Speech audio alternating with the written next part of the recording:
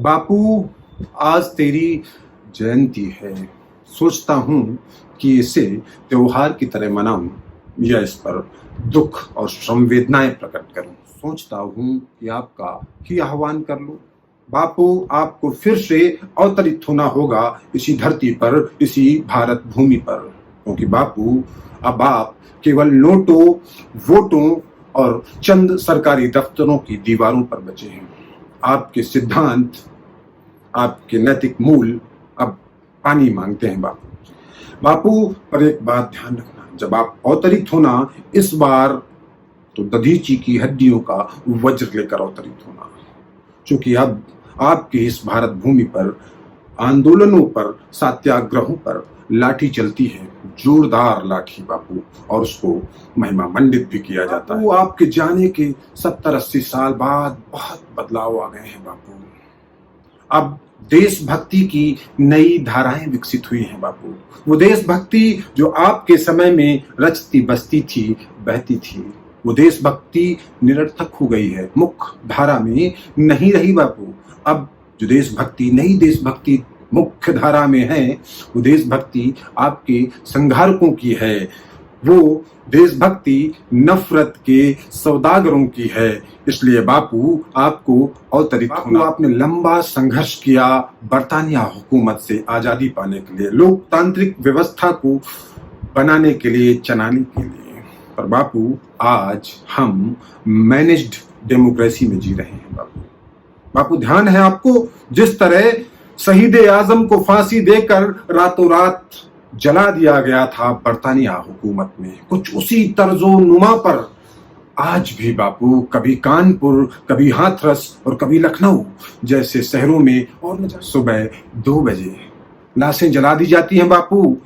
गांवों को, शहरों को छावनियों में तब्दील कर दिया जाता है बापू। चौथे स्तंभ को गिरा दिया जाता है बापू, नैतिक मूल्यों को गिरा दिया जाता है बापू। इसलिए आपको फिर से अवतरित होना होगा। आज मौत के भी पैकेज सेट हैं। शासन प्रशासन का कोई आदमी किसी निर्दोष को यदि मार दे तो 50 लाख रुपए और एक सरकारी नौकरी में सब कुछ सेटल हो जाता है।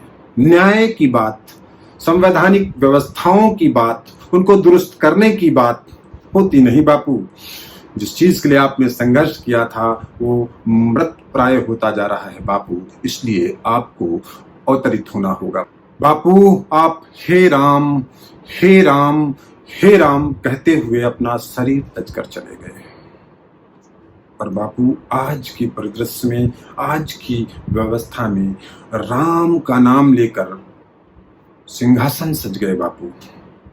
और इस राम राज्य में बापू, सीता चीखती है, कभी मुंबई में, कभी कानपुर में, कभी दिल्ली में, कभी हाथरस में। सीता चीख रही है अपनी आबरू बचाने के लिए, और राम बैठे रो रहे हैं सरयू नदी के तट पर बापू कि क्या हो रहा है मेरे देश का।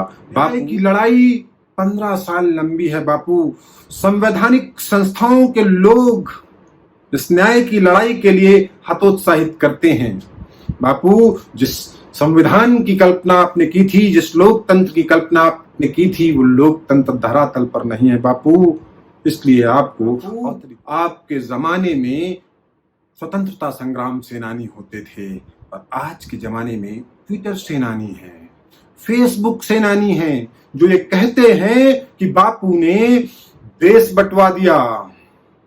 वो जो खुद इंसानियत को, जहन को बंटवा कर बैठे हैं, वो ये कहते हैं कि बापू ने देश बंटवा दिया। वो जो ये फैसला नहीं कर पाते कि अपने बच्चे का किसी स्कूल में एडमिशन करवाएं, वो ये कहते हैं कि बापू ने देश बंटवा दिया। इंसानियत बंटवाने वाले। देश की नई पीढ़ी ये नहीं जानती कि जो चीज आपने हिंसा, लाठी और बंदूक से हासिल की है, वो उसी तर्जो नुमा पर वापस ले ली जाएगी बापू। अहिंसा का रास्ता आज की युवा पीढ़ी नहीं समझती, और ट्विटर सेनानी, फेसबुक सेनानी उनके जहन में, उनके दिल में इतनी गर्दो गुबार फूंक रहे हैं बापू कि यदि आप नहीं आए तो हमारी आने वाली पीढ़ियां, हमारी आने वाली संस्कृति हिंसा से भर जाएगी बापू।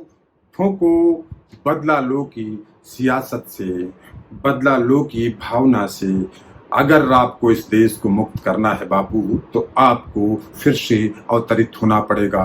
बापू, अब चौथा स्तंभ गणेश शंकर विद्यार्थी वाला नहीं रहा। चौथा स्तंभ दब जाता है सियासी दबाव के सामने, आर्थिक दबाव के सामने। बापू, अब आवाजें नहीं उठती, आवाजें उठने वाली आवाजों को जेल में डाल दिया जाता है बापू। उस बरतानिया हुकूमत से जिससे आप लड़ते रहे, आपके साथी गण लड़ते रहे बापू, वो बरतानिया हुकूमत फिर से एक बार जिंदा है आपकी इस भारत भूमि पर। इसलिए आपको आना ही होगा बापू, आपको अवतरित होना ही होगा बापू। मेरी गुजारिश स्वीकार करो अपने जन्मदिन के दिन और उतर आओ इस धरती पर पुनः।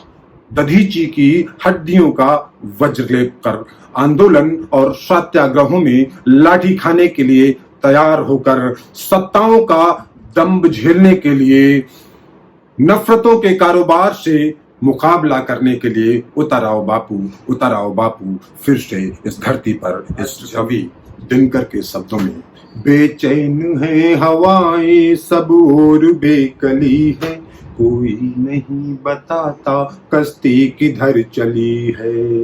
मझधार है भंवर है या पास है किनारा, या नास आ रहा है सौभाग्य का सितारा। आकाश पर रनल से लिख दे अदृष्ट मेरा, आकाश पर रनल से लिख दे अदृष्ट मेरा। भगवान विस्तरी को भरमा न दे अंधेरा, भगवान विस्तरी को भरमा न दे अंधेरा। तंबेधिनी किरण का संधान मांगता हूँ, तंबेधिनी किरण का संधान मांगता हूँ। ध्रुव की कठिन घड़ी में, ध्रुव की कठिन घड़ी में पहचान मांगता हूँ, ध्रुव की कठिन घड़ी में पहचान मांगता हूँ।